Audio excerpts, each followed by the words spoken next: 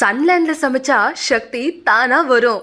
மாணவர்களின் சிந்தனைகளை வடிவமைக்க SNS இன்ஸ்டிடியூஷன்ஸ். காஞ்சிபுரம் பச்சைய பாசல்ஸ், சென்னை, காஞ்சிபுரம், வெள்ளூர், திருவண்ணாமலை. மாநில அரசு எந்த சூழலிலும் ஒரு தலித்தை முதலமைச்சராக ஏற்றுக்கொள்ளுகிற நிலை இங்கே இல்லை, வர முடியாது. புரட்சியாளர் அம்பேத்கருக்கே அந்த நிலைமை உருவானது. தலைவர் எழுச்சி தமிழர் அவர்களுக்கு அறிவு இருக்கு, ஆற்றல் இருக்கு, தகுதி இருக்கு, திறமை இருக்கு, எல்லா திறமைகளும் இருக்கு. ஆனாலும் ஒரு முதலமைச்சரா ஆவதற்கான சூழல் இங்க இல்லை. ஒரு பெரிய தடையாக இருப்பது சாதி தான். அப்ப அந்த சாதியை கடந்து இவர் ஒரு ஆகச்சிறந்த தலைவர், ஒரு நல்ல ஒரு கல்வியாளர், சிந்திக்கக்கூடியவர், ஒரு அறிவாளி. அப்ப இவரை நம்ம உயர்த்தி பிடிப்போம், தமிழ்நாட்டின் முதலமைச்சராக கொண்டு நம்ம நிறுத்துவோம் அப்படின்ற அந்த எண்ணம் பரவலா சேரல. மக்கள் மத்தியில் அந்த எண்ணம் உருவாகல. ஒரு பொது பார்வை, பொது புத்தியில வரக்கூடிய இளைஞர்கள், அணிதிரண்டு வரக்கூடிய இளைஞர்களே மறுபடியும் அந்த சாதிய வட்டத்துக்குள்ள நம்மளே நம்மளை சுருக்கி தானே வச்சுக்கிறோம். இப்படி பார்த்தா லாஜிக்கலி நம்ம எப்போ எல்லா தொகுதியிலையும் நின்னோம், எப்படி மக்கள் நிராகரிச்சுட்டாங்க, சாதிய சமூகமா அங்கீகரிக்கலைன்னு எப்படி நம்ம சொல்ல முடியும்? தேர்தல் களத்தில் சில இடங்களுக்கு வாக்கு கேட்டு போக முடியல. இந்த ஏரியாவுக்குள்ள வராதுன்னு சொல்லி கல்லெடுத்து தெரியுறாங்க, வாகனத்தை மறைச்சு கட்டையை போட்டு வைக்கிறாங்க. இப்படி ஒரு தடைகளை ஏற்படுத்தக்கூடிய சூழல் தான் இருக்குது. அப்படி இருக்கும்போது தடையை ஏற்படுத்தாத கூட்டணி அமைக்கலாம். தனிச்சு நின்று நாங்கள் இப்போ திமுகவோட பயணிக்கிறோம் அப்படின்னா எங்களுக்கு கொள்கை உடன்பாடு இருக்கனால நாங்கள் கொள்கை உடன்பாடுன்றோம். கட்டையை போட்டு மறிக்கிறாங்கன்றீங்க. கட்டையை போட்டு மறிக்கிறவங்க திமுகன்னு சொல்ல வரல. நான் கட்டையை போட்டு மறிக்கிறவங்க பாட்டாளி மக்கள் கட்சி சேர்ந்தவங்க இருக்கிறாங்க. பிரச்சாரத்துக்கு போகும்போது சில ஏரியாக்கள்ல கூட்டணியினுடைய எல்லா கட்சி கொடிகளும் காருக்கு முன்னாடி பறக்கிற இடத்துல நம்ம கொடியை மட்டும் அகற்றிட்டு சில ஏரியாக்கள்ல பிரச்சாரத்துக்கு போறோம் சொல்ல வரேன்னா, இப்போ நாங்கள் திமுக அணியில இருந்து கொண்டு நாங்கள் வாக்கு கேட்டு போகும்போது இப்படி ஒரு தடை இருக்குன்னா அதை அண்ணா திமுக கண்டிச்சிருக்கணும். திமுகவே கண்டிக்காத போது அண்ணா திமுக கண்டிக்கணும். அவங்க தான் இழுத்துரு, அவங்க தானே கூட்டிட்டு போறாங்க. கொடி அகற்றுனது யாரப்ப? தேர்தல் களத்தில் வெற்றி தான் முக்கியம். அப்போ வெற்றிக்கான உத்தியை திமுக எங்களுக்கு ஏற்படுத்தி கொடுக்கும்போது நாங்கள் அதை கடைபிடிக்க வேண்டிய தேவை. வெற்றிக்கான உத்தி ஏற்படுத்தி கொடுக்குறாங்க, வெற்றியும் பெற வைக்கிறாங்க, ஜெயிக்கவும் வச்சுட்டாங்க. நம்ம எம்பி ஆயிரும், எம்எல்ஏ ஆயிரும். ஆனாலும் இங்க எதுவும் மாறல, இல்லை அந்த நிலைமை இன்னும் வரலைன்னா திரும்ப எப்படி ஒன்று பேசுறாரு தலைவர் அன்புமணி ராமதாஸ். என்ன சொல்றாருன்னா, பட்டியல் சமூக மக்கள் எங்களை ஆதரிக்கட்டும், நாங்க ஒரு தலித்த முதலமைச்சர் ஆக்குறோன்றார். மற்ற கட்சிகள் இந்த விஷயத்துல அமைதியா இருக்கு, நம்ம என்னவா செயல்படணும். திரும்ப அவர்கள் சமீபத்தில் பேசும் பொழுது தமிழ்நாட்டில் ஒரு தலித் முதலமைச்சராக முடியாது, இந்தியாவிலேயே ஒரு மாநிலத்தின் முதலமைச்சராக வர்றது வாய்ப்பில்லை, ஏதோ ஒரு விதிவிலக்குகள் இருக்கலாம் அப்படின்ற ஒரு கருத்தை சொல்லியிருந்தார். இது ஒரு ஜனநாயக நாடு, இங்கே எல்லோருக்கும் அந்த வாய்ப்பு இருக்கே அப்படின்ற ஒரு கேள்வியும் எழுதே. ஜனநாயகத்தில் எல்லோரும் இந்நாட்டு மன்னர்கள், குடிமக்கள் யாவரும் இந்நாட்டு மன்னர்கள் தான். ஆனால் யதார்த்தத்தில் இந்தியாவின் சமூக கட்டமைப்பு ஒரு சாதிய கட்டமைப்பாக இருக்கின்ற காரணத்தினால் யார் அதிகாரத்திற்கு வருவது, யார் அதிகாரத்தை தொடவிடாமல் தடுப்பது என்கின்ற அந்த பாகுபாட்டில் இருந்து தான் இந்தியாவுடைய சமூக அரசியல் பண்பாட்டு களம் தீர்மானிக்கப்படுகிறது. அந்த கடந்த கிட்டத்தட்ட ஒரு 35 ஆண்டு காலம் இந்த விளிம்புநிலை சமூகத்தின் விடுதலைக்காக தன்னை முழுமையாக அந்த களத்தில் நிறுத்தி தலைவர் எழுச்சி தமிழர் போராடி வருகின்றார். அப்போ இந்த போராட்டத்தின் ஊடாக நாங்கள் பல்வேறு தடைகளை தாண்டி, நெருக்கடிகளை தாண்டி, ஒடுக்குமுறைகளை எதிர்கொண்டு தான் அந்த இடத்துக்கு நாங்கள் வந்திருக்கோம். இப்படி வரும்போது அந்த அனுபவத்தில் தான் அந்த வார்த்தையை சொல்கிறாரு. இப்போ எல்லா தலைவர் எழுச்சி தமிழர் அவர்களுக்கு அறிவு இருக்குது, ஆற்றல் இருக்குது, தகுதி இருக்குது, திறமை இருக்குது, எல்லா திறமைகளும் இருக்குது. ஆனாலும் ஒரு முதலமைச்சராக ஆவதற்கான சூழல் இங்கே இல்லை. ஒரு திரைப்பட நடிகர் கட்சி ஆரம்பித்த உடனேயே அவர்கிட்ட அவருக்கு எழுத்தாற்றல் இருக்கா, பேச்சாற்றல் இருக்கா, ஒரு தொலைநோக்கு பார்வை இருக்கா, அரசியல் பார்வை இருக்குதா, மக்களுக்காக போராடக்கூடிய குணம் இருக்கிறதா, இதெல்லாம் இங்கே யாருமே பார்க்குறதில்ல. எல்லா சாதிகளை சேர்ந்தவரும் ஓடி போய் அந்த கட்சியில் சேர்ந்துடுறாங்க. ஆனால் இங்கே அனைத்து சமூக மக்களுடைய அடிப்படை உரிமைகளுக்காக சட்டத்தின்படி அனைவருக்குமே அந்த ஃபண்டமெண்டல் ரைட்ஸை பாதுகாக்கணும் அப்படின்ற ஒரு பெரிய ஒரு தொலைநோக்கு பார்வையோடு ஒரு அரசியல் திட்டத்தை முன்வைத்து போராடக்கூடிய இந்த சமூகத்திலிருந்து யார் வந்தாலும் இங்கே யாருமே ஏற்றுக்கொள்வதில்லை. புரட்சியாளர் அம்பேத்கருக்கே அந்த நிலைமை உருவானது. அம்பேத்கர் அவர்கள் ஒரு கட்சியை தொடங்கி தேர்தல் நிற்கிறார், அவரே தோற்கடிக்கப்படுகிறார். இன்றைக்கி உலகமே அம்பேத்கரை உயர்த்து பிடிக்கிறது, கொண்டாடப்படக்கூடிய ஒரு பெரிய மாபெரும் ஒரு ஆளுமை, மாபெரும் ஒரு தலைவர், ஒரு அறிவாளி, அறிவுஜீவி. இந்தியாவை சனாதனத்தின் பிடியிலிருந்து பிடுங்கி எடுத்து சட்டத்தின்படி ஆட்சியை நிறுவி கொடுத்தவர் அம்பேத்கர். உலகத்தில் ஒரு மிகப்பெரிய ஒரு ஜனநாயக நாடு, ஒரு டெமோக்ரஸி கண்ட்ரியை உருவாக்கி கொடுத்தவர் புரட்சியாளர் அம்பேத்கர். இன்றைக்கு இந்த நாட்டில் இருக்கக்கூடிய அனைத்து தரப்பு மக்களும் கல்வி உரிமை, வேலைவாய்ப்பு உரிமை என்று சொல்லக்கூடிய இந்த சிவில் ரைட்ஸ்னு ஒன்று இருக்குது. இதெல்லாம் வந்து சட்டத்தின்படி கிளைம் பண்ணுறாங்க அப்படின்னா அதுக்கு வந்து அம்பேத்கர் வந்து மிகப்பெரிய ஒரு காரணம், அவர் தான் காரணமாக இருக்க முடியும்.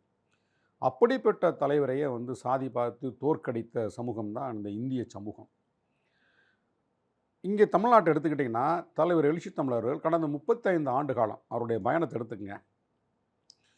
அனைத்து தரப்பு மக்களுக்கும் போராடுறாரு, பேசுகிறார். தமிழ்நாட்டையும் கடந்து ஈழ விடுதலைக்காக எவ்வளோ அந்த எக்ஸ்ட்ரீம் எண்டு லெவலில் வரைக்கும் போய் போராடினார். ஒரு துப்பாக்கியை எடுத்துக்கொண்டு ஈழ மண்ணிற்கு சென்று சிங்களவர்களை எதிர்த்து அந்த களத்தில் வந்து ஒரு யுத்தம் நடத்தாத குறைதான் அவருக்கு. மற்றபடி என்னென்ன செய்ய முடியுமோ அத்தனையும் தமிழ் மண்ணில் செஞ்சார். இன்றைக்கு இந்த பட்டியல் சமூகத்தை கடந்து ஓபிசி சமூகத்தில் இருக்கக்கூடிய அந்த மக்களுக்குமான ரிசர்வேஷன் இடஒதுக்கீட்டுக்காகவும் போராடிட்டு இருக்கார். ஆற்று நீர் உரிமைகளுக்காக, தமிழ்நாட்டின் ஆற்று நீர் உரிமைகளுக்காக போராடிட்டு இருக்கார். கால் வைப்பதற்கு கூட காணி நிலம் இல்லாத மக்களை அணிதிரட்டி காவிரி தண்ணீர் உரிமைக்காக போராடிட்டு இருக்கார். தஞ்சாவூரில் வந்து காவிரி படுகை தான், நிலமெல்லாம் யார்கிட்ட இருக்குது? ஒரு சாதி ஆதிக்கத்தை கடைபிடிக்கக்கூடிய அந்த சமூக மக்கள்கிட்ட தான் நிலங்கள்லாம் இருக்குது. ஆனால் அவர்கள் நடத்திய போராட்டங்களை விட நிலமே இல்லாமல் நிலத்தில் கூலிகளாக இருக்கக்கூடிய அந்த மக்களை அணிதிரட்டி தொடர்ந்து காவிரி உரிமைக்காக போராடிட்டு இருக்கார். முல்லை பெரியாற்றில் அந்த அணையருடைய உயரத்தை வந்து உயர்த்தி கட்டணும்னு சொல்லி போராடிட்டு இருக்காரு. பவானி ஆற்று உரிமைக்காக போராடிட்டு இருக்காரு. பாலாற்று உரிமைக்காக போராடிட்டு இருக்காரு. இப்படி ஆற்று நீர் உரிமைகளுக்காகவும் தமிழ்நாட்டின் உரிமைகளுக்காகவும் அனைத்து தரப்பு மக்களுக்குமான அரசியலமைப்பு சட்டம் வழங்கியிருக்கக்கூடிய இடஒதுக்கீட்டு உரிமைக்காகவும் கல்வி உரிமைக்காக, வேலைவாய்ப்பு உரிமைக்காக, எல்லாவற்றுக்கும். ஒரு விலைவாசி பெட்ரோல் டீசல் விலை ஏறிச்சா உடனே போராட்டம். எல்லா கட்சிகளும் எல்லா கட்சிகளை விட நாங்க முன்களத்தில் நின்று போராடிட்டு இருக்கோம். ஆனாலும் இப்படிப்பட்ட ஒரு தலைவரை வந்து அங்கீகரிப்பதற்கு இன்றைக்கும் ஒரு பெரிய தடையாக இருப்பது சாதி தான். அப்ப அந்த சாதியை கடந்து இவர் வந்து ஒரு ஆகச்சிறந்த தலைவர், ஒரு நல்ல ஒரு கல்வியாளர், சிந்திக்கக்கூடியவர், ஒரு அறிவாளி, அப்போ இவரை நம்ம உயர்த்தி பிடிப்போம், தமிழ்நாட்டின் முதலமைச்சராக கொண்டு வந்து நம்ம நிறுத்துவோம் அப்படின்ற அந்த எண்ணம் வந்து பரவலாக வந்து சேரலை. மக்கள் மத்தியில் அந்த எண்ணம் உருவாகலை. இன்னுமே வந்து அப்படியே மக்கள் வந்து ஒரு சாதிய மனோபாவத்தை, இப்போ அந்த ஒவ்வொரு சாதி சங்கம் இருக்குது, இந்த சாதி சங்கத்தை வழிநடத்தக்கூடியவர்கள் எல்லாமே அந்த சமூக மக்களை மழுங்கடிச்சிட்டே இருக்கிறாங்க தொடர்ந்து. இது வந்து சாதி உணர்வை தூண்டி விட்டு அப்படியே வந்து கொண்டு போயிட்டே இருக்காங்க. இப்போ இதெல்லாம் கடந்து ஒரு பொது பார்வை, பொது புத்தியில் வரக்கூடிய இளைஞர்கள், அணிதிரண்டு வரக்கூடிய இளைஞர்களே மறுபடியும் இந்த சாதிய வட்டத்துக்குள்ளே போய் நம்மளை சுருக்கி தானே வச்சுக்கிறோம். இப்படி பார்த்தா லாஜிக்கலி நம்ம எப்போ எல்லா தொகுதியிலையும் நின்னோம், எப்போ தனியாக தேர்தலை சந்தித்தோம், எப்படி மக்கள் நிராகரிச்சிட்டாங்க, சாதிய சமூகமாக அங்கீகரிக்கலைன்னு எப்படி நம்ம சொல்ல முடியும்? நம்ம இப்போ ஒரு நின்றுருக்கோம், 21 தேர்தலில் நின்னோம் நாங்கள் தனியாக 234, இல்லை 118க்கு மேலே நின்னோம், எங்களை ஆதரிக்கலை பாருங்க அப்படின்னு கூட ஒரு லாஜிக் இருக்கும். நம்ம ஆமா இல்லை அப்படின்னு பார்க்கலாம். நம்ம அப்படி நிற்கலையே. நம்ம ஏதோ ஒரு கட்சிகளுக்கு ஆதரவான ஒரு துணை அமைப்பாக மட்டும்தானே இருந்துகிட்டு இருந்தோம். அப்போ நம்ம எந்த அடிப்படையில் இதை கிளைம் பண்ண முடியும்? உங்கள் கேள்வி வந்து மேலோட்டமாக பார்க்கும்போது ஒரு நியாயமான கேள்வி அது தெரியும். ஆனால் யதார்த்தம் நம்ம நடைமுறை வந்து யோசிக்கணும். யதார்த்தமாக அரசியல் களத்தில் ஒரு விளிம்புநிலை சமூகத்தின் விடுதலை முன்னிறுத்தி போராடக்கூடிய, புரட்சியாளர் அம்பேத்கர் அவருடைய கொள்கை வழியில் போராடக்கூடிய ஒரு கட்சியோ ஒரு இயக்கமோ தனிச்சு நின்று இங்கே எதுவுமே சாதிக்க முடியாது. நீங்கள் கூட்டணி கட்சியில் இருக்கும்போதே தேர்தல் களத்தில் சில இடங்களுக்கு வாக்கு கேட்டு போக முடியல. அப்படி தான் சமூகம் பிரிஞ்சு கிடக்குது. இந்த ஏரியாவுக்குள்ளே வராதுன்னு சொல்லி கல்லெடுத்து தெரியுறாங்க, இந்த ஏரியாவுக்குள்ளே வராதுன்னு சொல்லிட்டு வாகனத்தை மறைச்சி கட்டையை போட்டு வைக்கிறாங்க, மரக்கட்டையாக போட்டு வைக்கிறாங்க. இப்படி ஒரு தடைகளை ஏற்படுத்தக்கூடிய சூழல் தான் இங்கே இருக்குது. அப்படி இருக்கும்போது தடையை ஏற்படுத்தாத கூட்டணி அமைக்கலாம். தனிச்சு நின்று அப்படி தடைகளை ஏற்படுத்தாத, அப்படி செய்யாத, அப்படி யாரை வச்சு இங்கே உருவாக்க முடியும்? அப்படி யாருமே இல்லையா? யாருமே இல்லை. நாங்கள் இப்போ திமுகவோட பயணிக்கிறோம் அப்படின்னா வந்து எங்களுக்கு கொள்கை உடன்பாடு இருக்கனால கொள்கை உடன்பாடுன்றோம். ஆனால் கட்டையை போட்டு மறிக்கிறாங்கன்றீங்க. கட்டையை போட்டு மறிக்கிறவங்க திமுகன்னு சொல்ல வரல. நாங்கள் கட்டையை போட்டு மறிக்கிறவங்க பாட்டாளி மக்கள் கட்சி சேர்ந்தவங்க இருக்கிறாங்க. அப்போ நம்ம பிரச்சாரத்துக்கு போகும்போது சில ஏரியாக்களில் கூட்டணியினுடைய எல்லா கட்சி கொடிகளும் காருக்கு முன்னாடி பறக்கிற இடத்துல நம்ம கொடியை மட்டும் அகற்றிட்டு சில ஏரியாக்களில் பிரச்சாரத்துக்கு போகிறோம்னா நான் அதை சொல்ல வரேன். ஜனநாயகத்தில் யார் வேண்டுமானாலும் எங்கே வேணாலும் போயிட்டு மக்களை சந்தித்து வாக்கு கேட்கலாம். இப்போ நாங்கள் திமுக அணியில் இருந்து கொண்டு நாங்கள் வாக்கு கேட்டு போகும்போது இப்படி ஒரு தடை இருக்குதுன்னா அதை அதிமுக கண்டிச்சிருக்கணும். திமுகவே கண்டிக்காத போது அதிமுக ஏன் கண்டிக்கணும்? அவங்க தானே இழுத்துட்டு, அவங்க தானே கூட்டிகிட்டு போகிறாங்கல்ல. கொடி அகற்றுனது யாரப்பா? இங்கே பாருங்கள், சமூகத்தில் ஒரு அரசியல் களத்தில் வெற்றி என்பது அதுதான் முக்கியம். தேர்தல் களத்தில் வெற்றி தான் முக்கியம். அப்போ வெற்றிக்கான உத்தியை திமுக வந்து எங்களுக்கு ஏற்படுத்தி கொடுக்கும்போது நாங்கள் அதை கடைபிடிக்க வேண்டிய தேவை. வெற்றிக்கான உத்தி ஏற்படுத்தி கொடுக்குறாங்க, வெற்றியும் பெற வைக்கிறாங்க, ஜெயிக்கவும் வச்சுட்டாங்க, நம்ம எம்பி ஆயிரும், எம்எல்ஏ ஆயிடும். ஆனாலும் இங்கே வந்து எதுவும் மாறலை, இல்லை அந்த நிலைமை இன்னும் வரலைன்னா சமூகத்துடைய யதார்த்தத்தை நீங்கள் புரிஞ்சுக்கணும். இப்போ திமுக காரங்களை அழைச்சிட்டு போகிறாங்க, பாமகவை சேர்ந்து எதிர்ப்பு தெரிவிக்கிறாங்க. அந்த இடத்துல ஒரு வன்முறை வேண்டாம், நாங்கள் வந்து வாக்குகளை பெற்றுத்தர்றோம் அப்படின்னு உறுதி கொடுக்குறாங்க, வாக்குகள் வாங்கி கொடுத்துட்டாங்க. இது அந்த கோணத்தில் தான் பார்க்கணும். வீம்புக்கு போய் நம்ம வந்து ஒரு தேர்தல் களத்தில் ஒரு கலவரத்தை உருவாகிற மாதிரி நம்ம வந்து ஒரு 2 சமூகங்களுக்கு இடையே இது விசிகா பாமக அப்படின்ற மோதலாக இருந்தால் மட்டும் பரவாயில்ல. சொல்ல முடிச்சு இது என்னன்னா 2 சமூகத்துக்கு இடையான ஒரு மோதலாக மாற்றி விட்டுருவாங்க. அப்போ அந்த இடத்துல நாங்கள் புத்திசாலித்தனமா அணுகுமுறை வந்து. ஆனால் இந்த இடத்துல பாருங்களேன், திரும்ப எப்படி ஒன்று பேசுகிறாரு, ஒரு தலித்தால ஒரு முதல்வராக முடியாது, தமிழ்நாட்டிலேயோ இந்திய அளவிலேயோ ஒரு மாநிலத்தில் ஆக முடியாதுன்ற ஒரு கருத்தை வைக்கிறார். வச்ச உடனே பாமகவினுடைய தலைவர் அன்புமணி ராமதாஸ் என்ன சொல்கிறாருன்னா, பட்டியல் சமூக மக்கள் எங்களை ஆதரிக்கட்டும், நாங்கள் ஒரு தலித்த முதலமைச்சர் ஆக்குறோன்றாரு. முதலமைச்சர் ஆகிறது தான் ஒரு கேட்டகரி, அதுதான் ஒரு விடுதலை அல்லது அதுதான் ஒரு முன்னேற்றம்னு வச்சா, பாமக அந்த வாக்குறுதியவே கொடுக்குது. நாங்கள் ஆக்கியிருக்கோம்னு சொல்கிறார். நான் ஆக்குறேன்னு சும்மா ஆக்குறது இல்லை, நாங்கள் எங்களுக்கு முதல் மத்திய அமைச்சரவை வாய்ப்பு வரும் பொழுது நாங்கள் ஆக்குனது ஒரு தலித்தை தான், மத்திய அமைச்சர் ஆக்குனது ஒரு தலித்தை தான் அப்படின்றாரு. ஸோ நாங்கள் செஞ்சு காட்டியிருக்கோம், திருப்பியும் செய்கிறோம், ஒரு முதலமைச்சராக தலித்தை நாங்கள் உட்கார வைக்கிறோம்னு பாமக சொல்லுது. மற்ற கட்சிகள் இந்த விஷயத்தில் அமைதியாக இருக்குது. அப்போது நம்ம என்னவா செயல்படணும்? அதாவது பாட்டாளி மக்கள் கட்சி நிறுவனர் டாக்டர் ராமதாஸ் அவர்கள் வந்து, நாங்கள் விடுதலை சிறுத்தைகள் கட்சியின் சார்பில் மதுரையில் வந்து ஒரு வட்டமேசை மாநாடு நடத்தினோம். 4ஆம் வட்டமேசை மாநாடு மதுரை தமுக்க மைதானத்தில் நடத்தினோம். அந்த மாநாட்டிற்கு ஒரு சிறப்பு விருந்தினராக நாங்கள் மருத்துவர் ராமதாஸை கூப்பிட்டா வந்தார். அந்த மேடையிலே சொன்னார். என்ன சொன்னார் அப்படின்னா, நாங்கள் வந்து ஒரு தலித்தை வந்து முதலமைச்சர் ஆக்குறோம் அப்படின்னு டிக்ளேர் பண்ணிட்டு போனார். அந்த மேடையை விட்டு போனவர் அதுக்கு அடுத்து அவருடைய அரசியல் நிலைப்பாடு என்னவாக இருந்தது? இன்றைக்கு தேவையை கருதி தோல்வி கொடுத்திருக்க பாடத்திலிருந்து அந்த வார்த்தையை அவர் சொல்கிறார். தொடர்ந்து வந்து நாடாளுமன்றம், சட்டமன்றம், உள்ளாட்சி தேர்தல் தொடர்ந்து தோல்வி. அவங்க இருந்த இடமே இல்லை.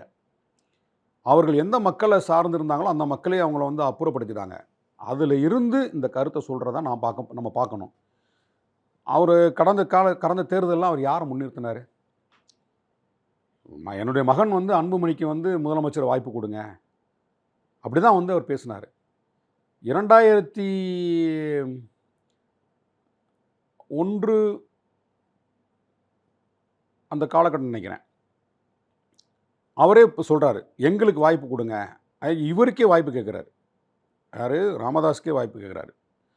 எங்களை ஆட்சி அதிகாரத்தில் உட்கார வைங்க, நாங்கள் வந்து மக்களுக்கு நல்லது செய்வோம் அப்படிலாம் வந்து சொல்கிறாரு.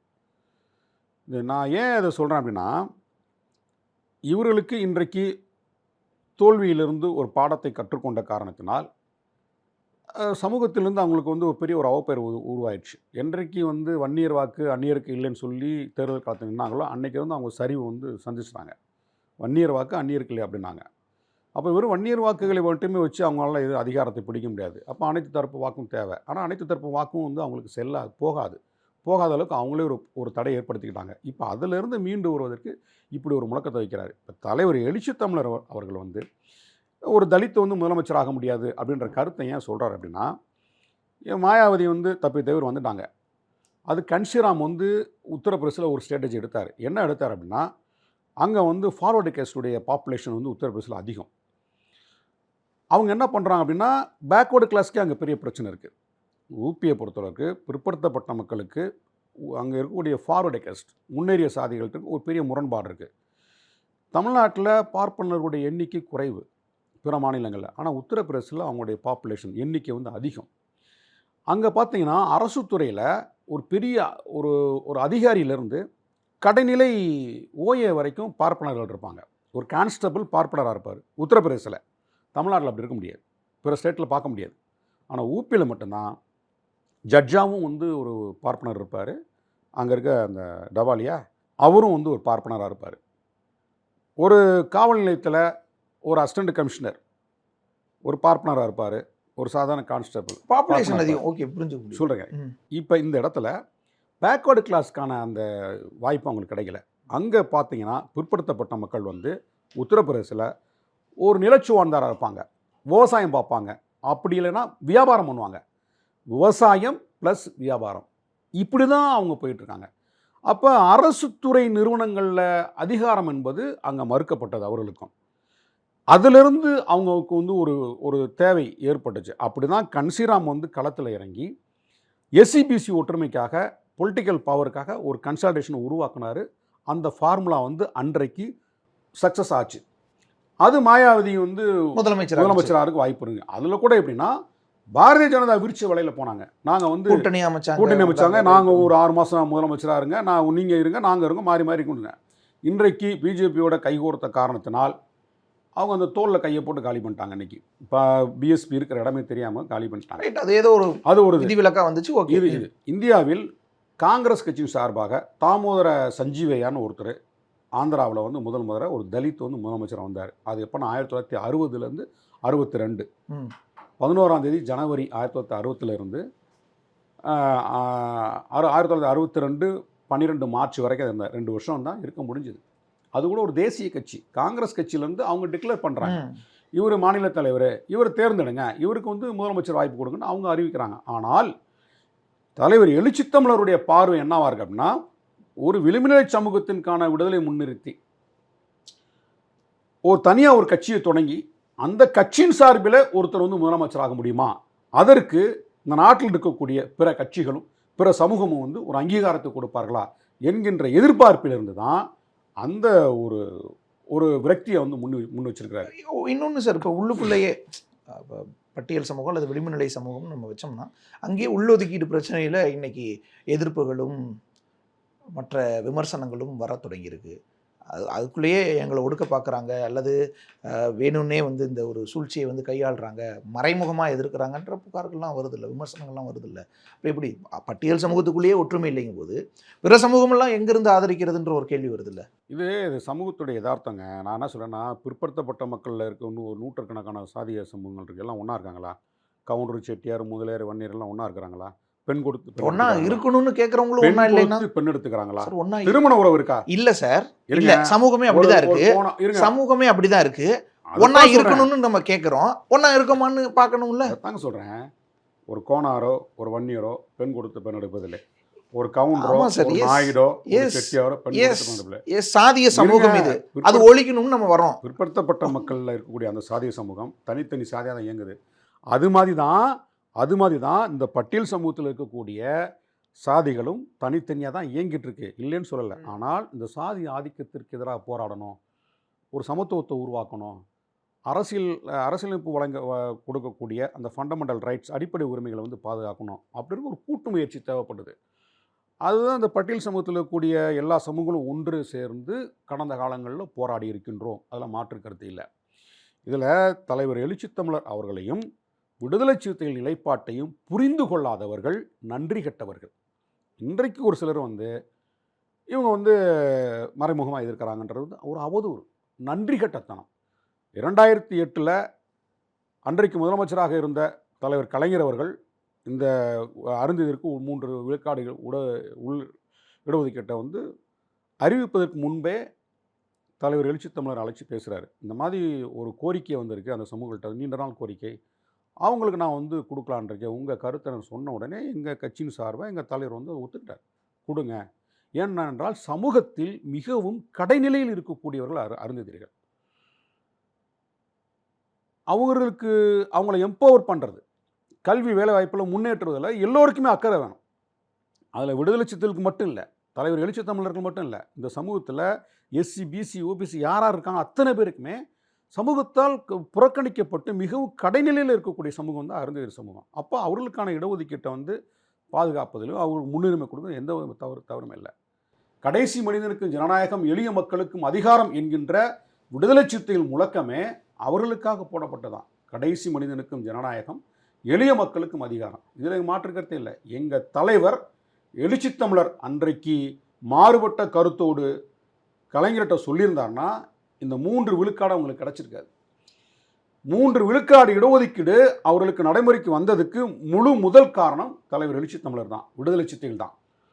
ஆனால் அதெல்லாம் இன்னைக்கு மறந்துட்டு ஒரு சிலர் நன்றி கட்டத்தனமாக முருகன் போன்ற ஆட்களுடைய வலையில் சிக்கியுள்ளவர்கள், பாரதிய ஜனதாவுடைய வலையில் சிக்கியுள்ளவர்கள் தான் விடுதலை சிறுத்தைகளையோ தலைவர் எழுச்சி தமிழரையோ குறை சொல்வதற்கு, குற்றம் சொல்வதற்கு, அவதூறை பார்ப்பதற்கு எப்படா ஒரு சந்தர்ப்பம் கிடைக்கும் எதிர்பார்த்து காத்து கிடந்தவர்கள் தான் இந்த வேலையை செஞ்சுட்டு இருக்காங்க. நன்றி கட்டவர்கள். உனக்கு சனாதனம் என்கின்ற கோட்பாடு தான் உங்களை சாதிய படிநிலையில் கடைசி இடத்துல வச்சிருக்கு.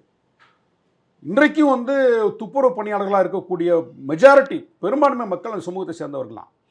அப்போ அவர்களுக்கு அந்த இடத்தை நோக்கி நகர்த்தப்பட்டது எதுனா சாதிய கட்டமைப்பு தான், சனாதன கட்டமைப்பு தான். அப்போ சனாதன கட்டமைப்பை உயர்த்தி பிடிக்கக்கூடிய பாரதிய ஜனதா கட்சியில் ஒரு அங்கமாக இருக்கக்கூடிய முருகன் விரிக்கின்ற வலையில இவங்க போய் ஏன் சிக்கிறாங்க? அருந்ததியர் மக்களுக்கான சமூக அரசியல் பண்பாட்டு களத்தில் விடுதலை வேணும். அவர்களுக்கு அரசியல் அதிகாரம் வேணும், கல்வி உரிமை வேணும், வேலைவாய்ப்பு உரிமை வேணும். சமூகத்தில் அனைத்து தரப்பு மக்களால் பாதுகாக்கப்பட்ட ஒரு மக்களா, அங்கீகரிக்கப்பட்ட மக்களா, அவர்களுக்கு ஒரு மரியாதை மதிப்பு கொடுக்கக்கூடிய ஒரு சமூக மக்களா அவங்க மேலே வரணும். அப்போனா அவங்க அந்த சனாதனம் சாதி இதுக்கு எதிராக அந்த மக்கள் அணிதிரளணும். அப்போ அதுக்கு அப்படி வருவதற்கு அவங்களுக்கு கல்வி ஒரு பெரிய ஒரு முக்கியமான ஒரு குவாலிஃபிகேஷனாக தேவைப்படுது. அப்போ அந்த கல்வியை கொடுக்கறதுக்கு ரிசர்வேஷன் தேவைப்படுது. அந்த நிலைப்பாட்டிலிருந்து விடுதலை சிறுத்தைகள் ரொம்ப சரியாக இருக்கும், ரொம்ப உறுதியாக இருக்கிறோம். அதுலேருந்து தான் தலைவர் எழுச்சி தமிழர் அவர்களுக்கு 3 விழுக்காடுக்கான அந்த இடஒதுக்கீட்டை அங்கீகரித்து ஆதரித்து பேசினார். நாங்கள் என்றைக்குமே உள் இடஒதுக்கீட்டிற்கு எதிரானவர்கள் அல்ல. நாங்கள் இதை வேறு ஒரு கோணத்தில் பார்க்குறோம். பார்க்கும்போது தான் இந்த சந்தேகத்துக்கு என்னன்னா, இன்னொரு பக்கம் கிருஷ்ணசாமி இது 2008லயே நான் அப்பவே சொன்னேன், அப்பவே பேசியிருந்தாருன்னா திரும்ப எதிர்த்திருந்தாருன்னா இந்த பிரச்சனையே இல்லை, இந்த நிலைமை வரும்னு தான் நான் சொல்லியிருந்தேன்னு சொல்கிறாங்க. அந்த வேறு ஒரு கோணத்தில் பார்க்கணும்னு சொல்லல, அதுக்கு நான் விடை சொல்லிட்டு கிருஷ்ணசாமிக்கு விடை சொல்லிடுறேன். வேறு கோணத்தில் என்ன பார்க்குறோம் அப்படின்னா, இந்த அருந்ததியர்களுக்கு 3 விழுக்காடு இந்த 18ல் கொடுத்துருக்காங்க, அரசு கொடுத்துருக்கு, தமிழ்நாடு அரசு. இந்த 3 விழுக்காடு மட்டும் போதுமா? இப்போ 100 பேர் இருக்காங்க, 100 பேருக்கு கல்வி தேவைப்படுது, 3 பேர் கொடுத்தா போதுமா? மீதி 97 பேருக்கு தேவை. அப்போ இந்த 3 விழுக்காட்டையும் அவர்கள் பயன்படுத்தி கொள்ளலாம். பொதுக்கும் அது போக எஞ்சி இருக்கிற இந்த 15 விழுக்காட்டுக்குள்ளேயும் அவங்க வரலாம். அதுக்கு தடை இல்லை. அது விடுதலை சிறுத்தைகள் நிலைப்பாடு.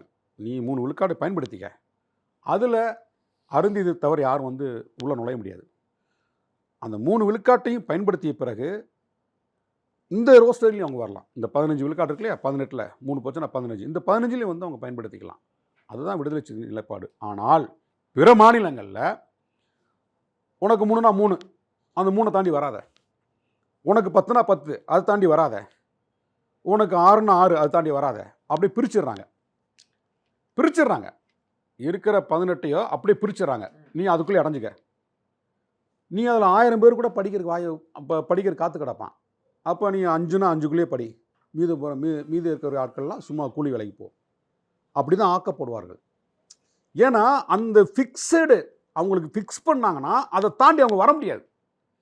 இதைத்தான் நாங்கள் எதிர்க்கிறோம். இது என்னென்னா, அந்த சுப்ரீம் கோர்ட் கொடுத்துருக்க அந்த ஜட்ஜ்மெண்ட்டு தீர்ப்பானது அந்தந்த மாநில அரசுகளுக்கு இந்த முழு அதிகாரத்தை கொடுக்கும்போது, இப்போ ஆந்திராவில் அந்த மாதிரி கொண்டு வந்துட்டாங்க. ஆந்திராவில் மாலா மாதிகா உட்பட அங்கே இருக்கக்கூடிய இந்த பட்டியல் சமூக மக்களுக்கு தனித்தனியாக ஃபிக்ஸ் பண்ணி பிரிச்சுட்டாங்க. இப்போ அவங்க அதுக்குள்ளே தான் பாப்புலேஷன் கூட அவங்களுக்கு அந்த உறுதி ஃபிக்ஸ் பண்ணிடுறாங்களே, இத்தனை விழுக்காடு தானே, அப்போ அந்த விழுக்காட்டை மட்டும்தான் அவங்க பயன்படுத்த முடியும். பாப்புலேஷன் மக்கள் தொகை அதிகமாச்சுன்னா எங்கே போய் கேட்பீங்க? இது மாநில அரசுக்கு அந்த அதிகாரத்தை கொடுத்தா அந்தந்த மாநில அரசு அவர்களுக்கு தேவைக்கேற்றவாறு வாக்கை அறுவடை செய்வதற்காக இஷ்டத்துக்கு பிரிச்சுருவாங்க. அப்போ எதிர்காலத்தில் இந்தியா முழுமைக்கும் இருக்கக்கூடிய தலித்துகள்கிட்ட ஒரு பொலிட்டிக்கல் கன்சல்டேஷன் உருவாகாது. ஒரு சாதியத்திற்கு எதிராகவோ அடக்குமுறைக்கு எதிராகவோ அல்லது அரசமைப்பு சட்டம் வழங்குகின்ற அந்த அடிப்படை உரிமைகளை பாதுகாப்பதற்காகவோ ஒரு கன்சல்டேஷன் உருவாகாது. அது அப்படியே நீர்த்து போயிடும். காலப்போக்கில் அந்த இடஒதுக்கீடே நீர்த்து போயிடும் அப்படின்ற தொலைநோக்கு பார்வையில் தான் தலைவர் இதை ஆய்ந்து அறிந்து இதை வைக்கிறார். இதை புரிந்து கொள்ள வக்கில்லாதவர்கள் தான் விடுதலை சிறுத்தைகளை குறை சொல்லிக்கிட்டு தலைவரை குறை சொல்லப்போனால் அருந்ததியர் சமூக மக்கள் வந்து தலைவர் எழுச்சி தமிழருக்கு விழா எடுத்திருக்கணும். அவர்கள் கொண்டாடி இருக்கணும். எங்களுக்கான 3 விழுக்காட்டுக்கு அன்னைக்கு டாக்டர் கிருஷ்ணசாமி வந்து எதிர்ப்பு தெரிவித்தார். அந்த கூட்டத்தில் நான் போயிருந்தேன். கூட்டத்துக்கு நான் உள்ளே போல. அந்த கூட்டம் நடக்கிறதுக்கு ஒரு நாள் விடுமுறையெல்லாம் நடந்துச்சு. கோட்டையில் 2008 தலைவர் கலைஞர் தலைமையில் எல்லா சமூகமும் வந்து கலந்துக்கிட்டாங்க. உள்ள பேச்சுவார்த்தை நடக்குது. நான் வெளியில் நின்றுருந்தேன்.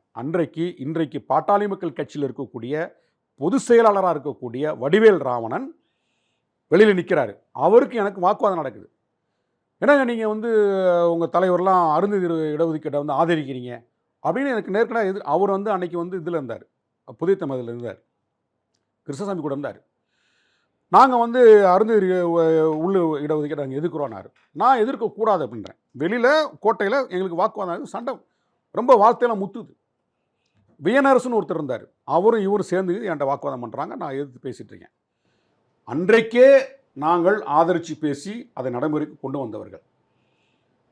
அப்படி இருக்கும்போது இதில் வந்து நம்ம என்ன சொல்ல வரோம் அப்படின்னா, இன்றைக்கி கிருஷ்ணசாமி வந்து ஒரு கருத்தை சொல்லியிருக்காரு. எங்கள் மேலே வந்து ஒரு சொல்கிறார், எங்களால் தான் அது வந்து வீணாக போச்சு. நான் என்ன சொல்கிறேன்னா, டாக்டர் கிருஷ்ணசாமி அவர்களே, இந்த இடஒதுக்கீட்டை பற்றி பேசுவதற்கு உங்களுக்கு என்ன அருகதை இருக்கிறது? நாங்கள் பட்டியல் சமூக மக்களே கிடையாது. எங்களை பட்டியலிருந்து வெளியேற்றுங்கன்னு சொல்லி அந்த மக்களை நம்ப வைத்து ஏமாற்றி என்னென்னமோ வந்து குட்டிக்கார நடிச்சு பார்த்தீங்க. பட்டியலிருந்து நாங்கள் வெளியேற போகிறோம், வெளியேற்றிடுவோம் அப்படிலாம் போய் மோடிக்கு முட்டு கொடுத்தீங்க. என்ன நடந்துச்சு? விடுதலை சிறுத்தைகளை ஒரு பேட்டியில் அவர் குறை சொல்கிறார். என்ன சொல்கிறாருன்னா, எம்எல்ஏ பதவிக்கும் எம்பி பதவிக்கும் இவங்க போய் வந்து திமுகவோட சேர்ந்து கொண்டு இந்த மாதிரி வந்து இடஒதுக்கீடு விட்டு கொடுத்துட்டாங்க, பதவிக்கு ஆசைப்பட்டேன். நான் கேட்குறேன், ஒரு காலத்தில் டாக்டர் கிருஷ்ணசாமி வந்து மார்க்சியம் பேசினவர் தானே, அம்பேத்கரை பேசினவர் தானே, கண்டிச்சு ஆர்ப்பாட்டம். நான் என்ன சொல்றேன், இந்த டாக்டர் கிருஷ்ணசாமி புரட்சியாளர் அம்பேத்கர் வந்து எங்க தலைவரே இல்லைன்னு சொல்லி டிக்ளேர் பண்ணவர் தான் டாக்டர் கிருஷ்ணசாமி. அவர்கள் அடிக்கக்கூடிய சுவரொட்டிகள்ல, துண்டறிக்கையில அம்பேத்கர் படமே இருக்காது. அம்பேத்கர் யார் என்று கேட்டவர் தான் கிருஷ்ணசாமி. எங்க தலைவரே இல்லைன்னு சொல்லவர் தான், அவர் எனக்கான தலைவர் இல்லைன்னு சொன்னவர் தான், ஓப்பனா டிக்ளேர் பண்ணவர் தான். இன்றைக்கு வந்து அம்பேத்கரை பத்தி பேசுறாரு. என்ன நிலைப்பாடு இருக்கு உங்களுக்கு? சமூக நீதினா என்ன? சமூக நீதினா தனக்கு கீழே இருக்கக்கூடியவர்கள், கடலில் இருக்கக்கூடியவர்களுக்கு வந்து போராடுறதான். அன்றைக்கு டாக்டர் கிருஷ்ணசாமி வழக்கு போட்டார், அருந்ததியருக்கு 3 விழுக்காடு உள்ள எடுக்க கொடுக்கக்கூடாதுன்னு. அதே காலகட்டங்களில் எங்களை பல தரப்பினர் சந்தித்து டாக்டர் கிருஷ்ணசாமி வழக்கு போட்டிருக்காரு, நீங்களும் வழக்கு போடுங்கன்னு சொல்லி எங்கள்கிட்டலாம் கொடுத்தாங்க. அந்த டேட்டாவை கொண்டு வந்து கொடுத்தாங்க, என்கிட்டே கொடுத்துருக்காங்க, கட்டுக்கட்டாக வந்து கொடுத்தாங்க. இந்த மாதிரிலாம் இருக்குது, பறையர் சமூகத்தில் இருந்து இவ்வளோ பேர் படிச்சிருக்காங்க, இவ்வளோ பேருக்கு வேலை வாய்ப்பு இல்லை, அதில் நீங்கள் வந்து கோர்ட்டில் வழக்கு போடுங்க. நான் அன்றைக்கி தலைவர்கிட்ட சொன்னேன், ஆனால் இந்த மாதிரி வந்து இப்போ சந்திக்கிறேன், வேணாப்பா விட்டுருப்பா அப்படின்ட்டு, வழக்கெல்லாம் போட வேண்டாம். அது அவர்களுக்கான ஒரு நீதி. அந்த மக்கள் இன்னும் ரொம்ப வந்து கடைநிலையில் இருக்கிறாங்க. அவர்களுக்கு வந்து இந்த எஜுகேஷன், எம்ப்ளாய்மெண்ட்டில், கல்வி வேலைவாய்ப்பில் அவங்க வந்து 3 விழுக்காடு கொடுத்து ஆகணும், அதில் தப்பு இல்லை. அதனால் பெருசாக ஒன்றும் இந்த சமூகம் பாதிக்கப்பட போகிறதில்ல. இப்போ அந்த 3 விழுக்காடு அருந்ததியருக்கு கொடுத்ததுனால பறையர் சமூகமோ, பள்ளர் சமூகமோ, இதர பட்டியல் சமூகத்தில் இருக்கக்கூடிய பிற சமூகங்கள் எந்த பாதிப்பும் ஆகலை. இன்னும் சொல்லப்போனால் அந்த ரிசர்வேஷன் இது வந்து முழுசாக ஃபில்லப் பண்ணலாம் சொல்ல முடியும். இது வரைக்குமே வந்து 18ல் 6 விழுக்காடு தான் பூர்த்தி செய்யப்பட்டிருக்கிறது. பேக்லாக் வேக்கன்சி அப்படியே கிடக்குது, அது நிரப்பப்படலை. பின்னடைவு காலி பணியிடங்கள் நிரப்பப்படலை, உயர் பதவிகள் நிரப்பப்படலை. வெறும் வந்து அந்த குரூப் 4 மட்டும்தான் வந்து நிரப்பிட்டு இருக்காங்க. அப்போ போராடக்கூடியவர்கள், கேள்வி கேட்கக்கூடியவர்கள் அதைத்தான் கேள்வி கேட்கணும். 3 விழுக்காடு ஏன் கொடுத்தீங்க அப்படின்னு கேள்வி கேட்கக்கூடாது. கிருஷ்ணசாமி வந்து அது மேலோட்டம் சொல்லிட்டு போயிருக்கலாம். ஆனால் இன்றைக்கு எங்களால் தான் வந்து அப்படி ஒரு சூழ்நிலை உருவாச்சு, சரி ரைட்டு, எங்களால் உருவாச்சு, நாங்களே அதை கிளைம் பண்ணிக்கிறோம். 3 விழுக்காடு வந்து அருந்ததியருக்கு கொடுத்தனால நாங்கள் அதை கிளைம் பண்ணிக்கிறோம், எங்களுக்கு அது பெருமை தான். ஆனால் பதவிக்காக தான் நீங்கள் இது பண்ணீங்க அப்படின்னா, நான் என்ன கேட்குறேன்னா, நீங்கள் பதவிக்கு தானே வந்து பிஜேபி முட்டு கொடுக்குறீங்க. உங்கள் கொள்கை கோட்பாடுகளை உதறி தள்ளிட்டு போராட்ட குணமுள்ளவர்கள் தான் அந்த தென் மாவட்டங்களில் இருக்கக்கூடிய தேவேந்திரகுல சமூகத்தை சேர்ந்த இளைஞர்கள், போர்க்குணம் மிக்கவர்கள். சாதிய ஒடுக்குமுறைக்கு எதிராக நீண்ட நெடுங்காலமாக போராடி தலைநிமிர்ந்த சமூகம் தான் அந்த சமூகம். அப்படி போர்க்குணம் உள்ள, போராட்ட குணம் உள்ள அந்த சமூகத்தின் எழுச்சியை டாக்டர் கிருஷ்ணசாமி வீழ்த்திட்டார், அவருடைய அரசியல் லாபங்களுக்காக. அவர் வந்து மேலே போய் எப்படியாவது பாரதிய ஜனதாவில் வந்து எம்பி ஆகணும், அவங்க கொடுக்குற எப்படியாவது 1-2 சீட்டை வாங்கிட்டு எப்படியாவது பார்லிமெண்ட்டில் போய் பேசணும். அந்த ஒரு எம்பி சீட்டுக்காக அவர் வந்து அந்த சமூகத்தையே வந்து காவு கொடுத்துட்டார். தப்பான வாக்குறுதியை கொடுத்து பட்டியல் சமூகத்திலிருந்து உங்களை வெளியேற்றணும் சொல்லி அந்த சமூகத்தை வந்து இன்னைக்கு எல்லாம் நிறைய ஆர்எஸ்எஸ் நோக்கி போயிட்டாங்க. தென் மாவட்டங்களில் அந்த சமூகத்தைச் சேர்ந்தவர்கள், தேவேந்திர குல வேளாளர் சமூகத்தைச் சேர்ந்த நிறைய இளைஞர்கள் ஆர்எஸ்எஸ் நோக்கி போயிட்டாங்க. அதுக்கு யார் காரணம்?